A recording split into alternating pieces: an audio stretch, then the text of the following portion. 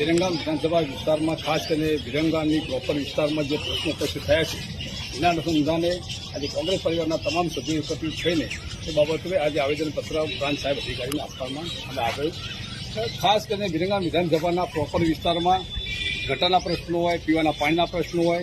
એટલો ત્રાહિમામ તો કરે અને ભ્રષ્ટાચાર સિવાય બીજું કંઈ આ વિસ્તારની અંદર થયું નથી. હવે તો જનતા બોલતીની જગ્યાએ ભારતીય જનતા પાર્ટીના સ્થાનિક નેતાઓ પણ ભ્રષ્ટાચાર બાબતે આક્ષેપો કરતા થયા છે.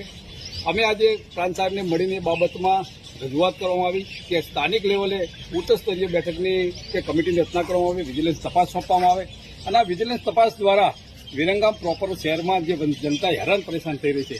અને સ્થાનિક નેતા ભરૂચ પટેલે પણ 45 કરોડની આ ભ્રષ્ટાચાર બાબતમાં રજૂઆત કરી છે. ત્યારે મારે આજે કોંગ્રેસ પરિવાર તરફથી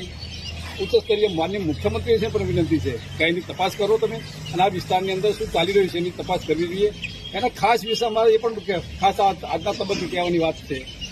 કે માનનીય અહીંના લોકલ ધારાસભ્યશ્રી જે વાત કરતા હોય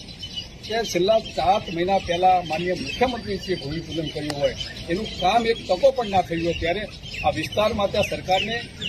કેટલી દુર્લભતા છે એ જોવાનું રહેશે. જે બાબતે આજે અમે પ્રાંત સાહેબને આવેદનપત્ર આપી રજૂઆત કરી છે.